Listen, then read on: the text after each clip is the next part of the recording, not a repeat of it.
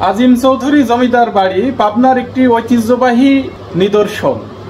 এই ঐতিহ্যবাহী জমিদার বাড়িতে ঢুকতেই গেটের সামনেই টিকিট কাউন্টার রয়েছে। এই টিকিট কাউন্টার থেকে এখন এই 20 টাকা দিয়ে টিকিট কেটে এখন এই জমিদার বাড়ির মধ্যে প্রবেশ করব।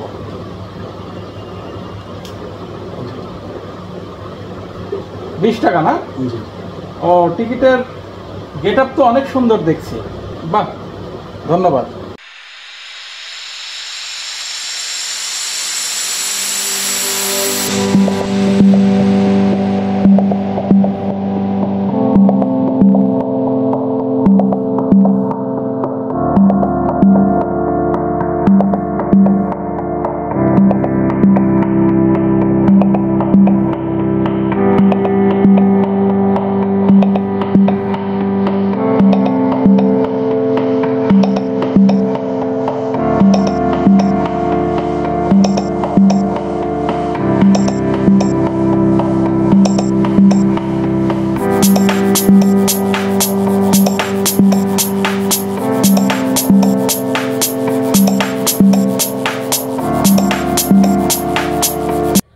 এটি হচ্ছে পাবনার ঐতিহ্যবাহী জমিদার বাড়ি, আজিম চৌধুরী জমিদার বাড়ি।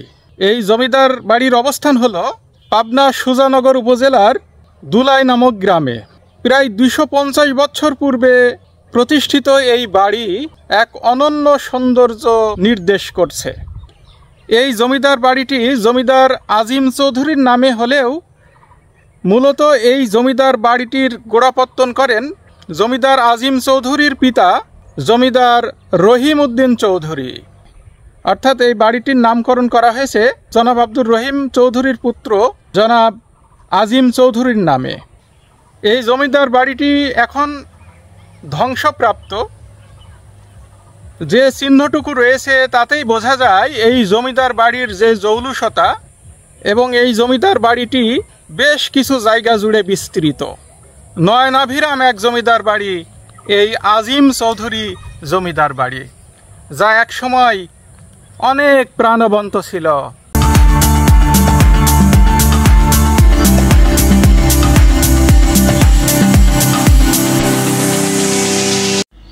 এই জমিদার বাড়িটি বর্তমানে প্রায় ধ্বংসের প্রান্তে পৌঁছে গেছে, যদিও বর্তমানে এই জমিদার বাড়ির বংশধরেরা বাড়িটির রক্ষণাবেক্ষণের প্রচেষ্টায় আছে।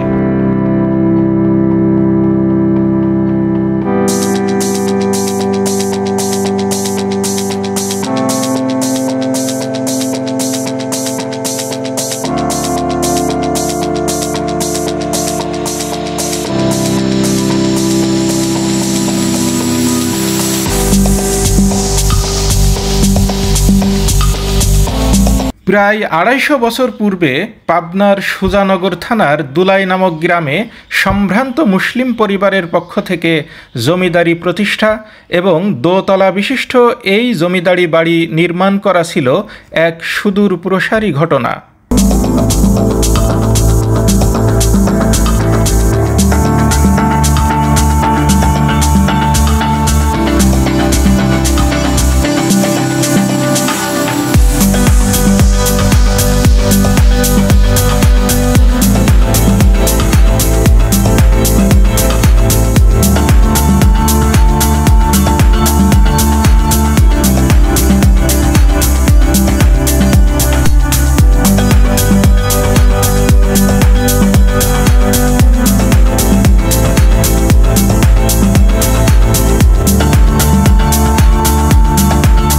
মূলত জমিদারি প্রথা বিলুপ্ত এবং জমিদার আজিম চৌধুরীর মৃত্যুর পর থেকেই বাড়িটি ধ্বংস হতে শুরু করে। সে সময়ে কিছু স্বার্থান্বেষী মহল গুপ্তধন খোঁজের নামে বাড়িটিতে ব্যাপক লুণ্ঠন চালায়। এতে করে বাড়িটির মূল্যবান কাঠের দরজা জানালা খোয়া যায় এবং বাড়ির মেঝে, দেয়াল, এমনকি ছাদ চরমভাবে ক্ষতিগ্রস্ত হয়। এই ঘটনার পূর্বে ইংরেজ সরকার বাড়িটি নিলামে উঠিয়ে মূল্যবান আসবাবপত্র বিক্রি করে দেয়। ফলে এই জমিদার বাড়ির মূল্যবান সামগ্রীর সংগ্রহশালা দেখতে পাওয়া যায় না।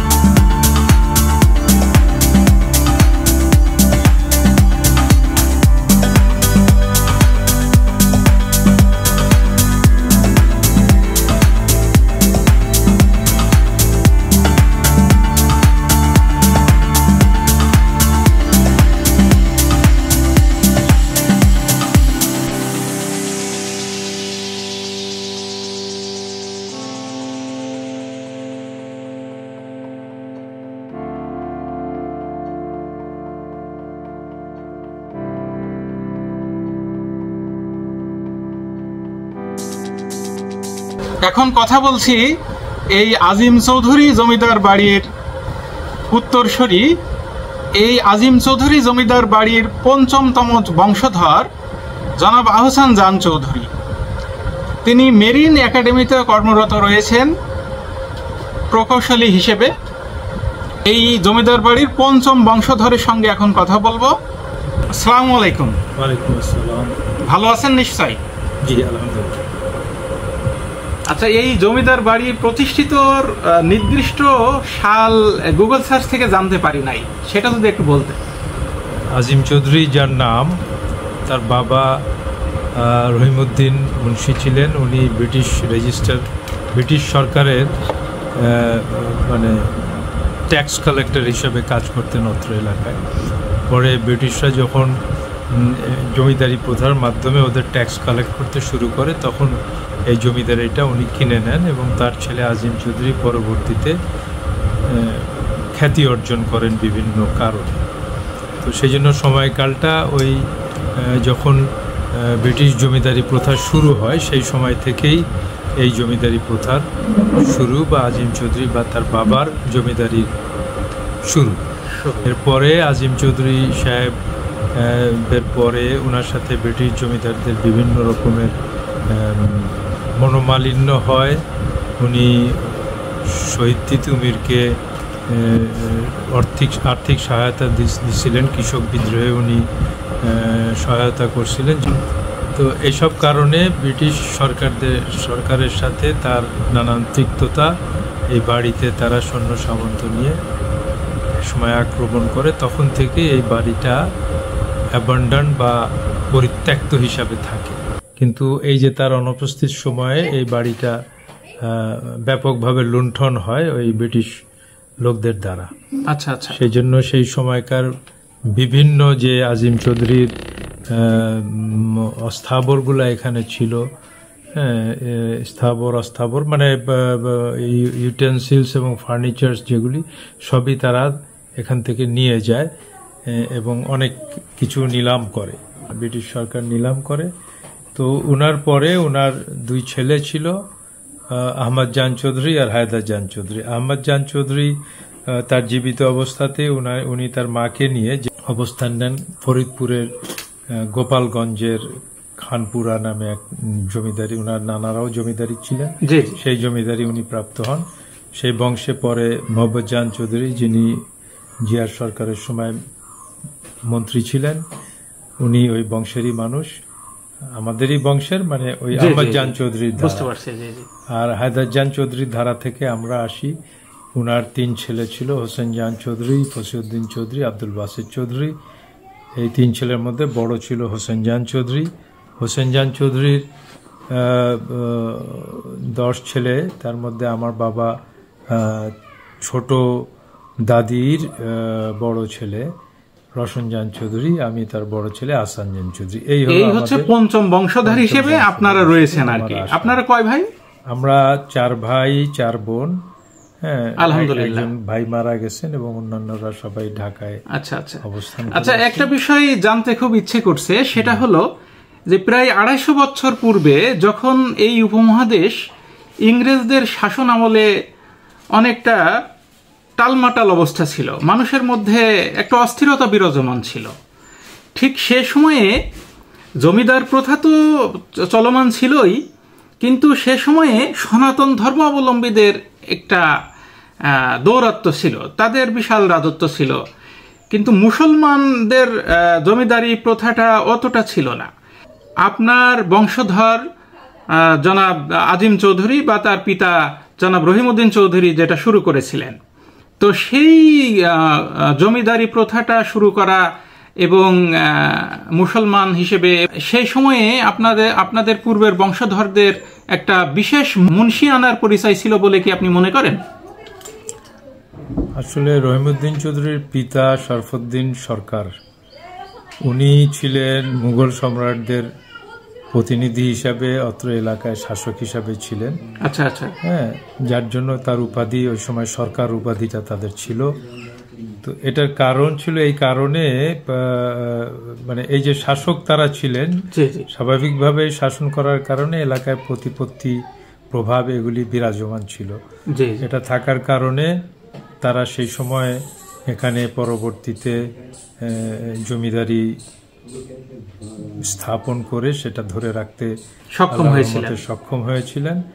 আর ওই ইনাদের আসল আগমন ছিল সমরখান থেকে, যার জন্যে ওই মানে একটা ওই ধরনের যোদ্ধা টাইপের রক্তের কারণেও তারা এই এলাকায় অনেকটা প্রতিপত্তির সাথে টিকে গেছেন। আচ্ছা আচ্ছা।